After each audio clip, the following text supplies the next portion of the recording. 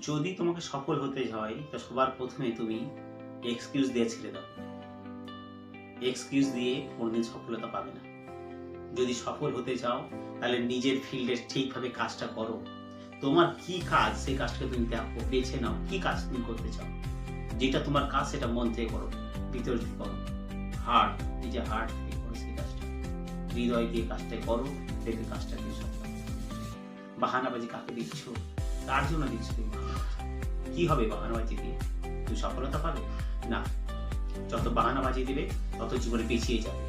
কেউ তোমাকে সফলতার কাছে এগিয়ে নিয়ে যাবে না, কেউ তোমাকে সাহায্য করবে না। তুমি কি মনে করো তুমি বাহানাবাজি দিলে তোমাকে সবাই এসে তোমাকে সাহায্য করবে, তোমাকে দয়া করবে? তুমি কি দয়ার পাত্র হতে চাও নাকি?